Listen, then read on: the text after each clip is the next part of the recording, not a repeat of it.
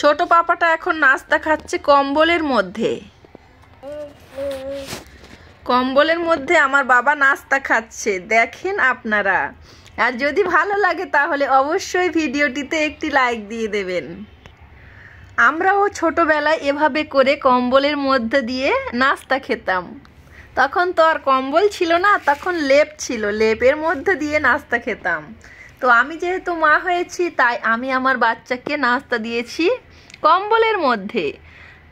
তো আমি দুইটা খাবো, আমার বড় ছেলে একটা খাবে, ছোট ছেলে একটা খাবে। কিন্তু ইতিমধ্যে আমার ছোট ছেলেটা দুইটা হাতে নিয়ে নিয়েছে, সে কিন্তু খেতে পারবে না। এই যে দেখুন, একটা কামড় মেরেছে আর এটা কামড় মারছে, সবগুলো হয়তো কামড় মেরে বসে থাকবে, হয়তো একটা পুরো গোটাও খেতে পারবে না, তারপরও কামড় মেরে বসে থাকবে আমার এই ছোট দুষ্টু ছেলেটা। তো এই ভিডিওগুলো আমি স্মৃতি হিসাবে রেখে দিতে চাই, তার কারণে কিন্তু আপলোড করছি। সে বড় হয়ে দেখবে। আমার যেহেতু ইউটিউব চ্যানেল আছে বাচ্চাদের জন্য, এই চ্যানেলটাই বাচ্চাদের জন্য, তাই সব সময় চেষ্টা করি আমার বাচ্চাদের স্মৃতি রাখার জন্য। যারা দেখতে পছন্দ করেন তারা অবশ্যই দেখবেন।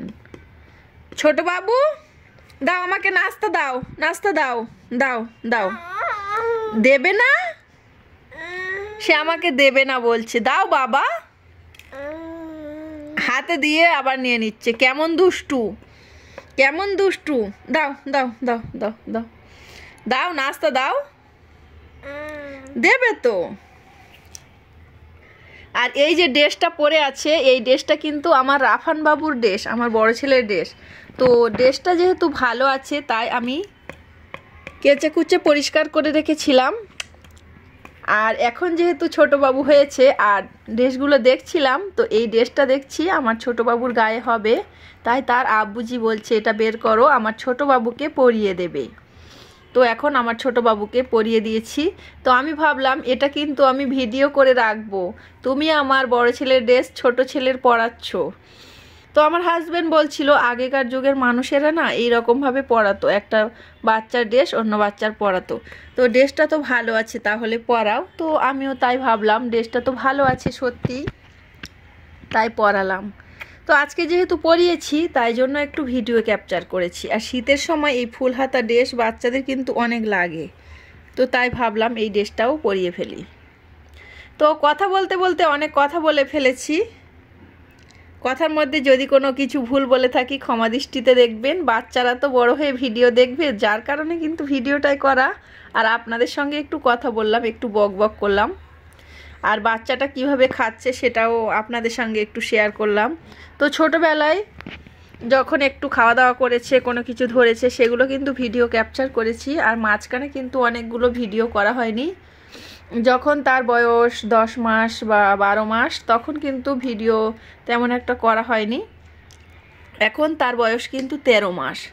তো নানার বাড়িতে গিয়েছিল, তাই তার তেমন একটা ক্যাপচার করা হয়নি, অন্যান্য ভিডিও ক্যাপচার করা হয়েছে, যার কারণে এটাই করা হয়নি। তো আমি ভাবলাম আমার বাচ্চাটা তো বড় হয়ে যাচ্ছে, আর এগুলো যদি না ভিডিও করি তাহলে কিন্তু আমি অনেক মিস করব। আর ছোটোবেলার হাসিগুলো এখন কিন্তু অনেক মিস করি, আরও একটু বড় হয়ে গেলে কিন্তু আরও অনেকটাই মিস করব।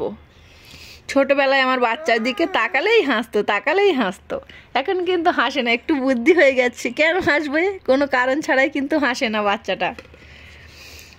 তো ঝাল লাগছে মনে হয়, তেলেঙ্গানা এরিয়ার নাস্তা, এর মধ্যে কি আছে তা কি জানি, আল্লাহ জানে। তো নাস্তাগুলো খেতে একদমই ভালো লাগে না, তো আমার হাজব্যান্ড কিনে এনেছে, তো কি আর করার, ভাবলাম খেয়ে ফেলি।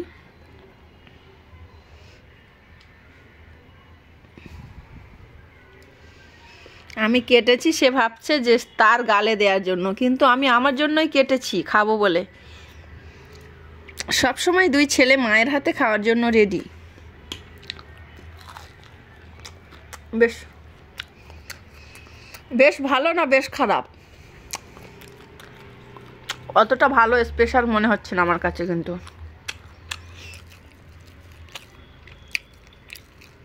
সে নিজে নিজে খেতে পারছে না, তাই ভাবছে যদি আম্মু গালে দেয় তাহলে খাবে। একটু কথা বলো তো, আন্টিরা দেখবে, কোনো দর্শকরাও দেখবে, একটু কথা বলো তো বাবা। বলো বাবা, বলো বলো বলো, আমার দিকে দেখো। সবাইকে বাই বাই, আল্লাহ হাফেজ, আসসালামু আলাইকুম বলে দাও, টাটা। বাবা গালের ভিতর দিয়ে গাল নাড়তে পারছে না।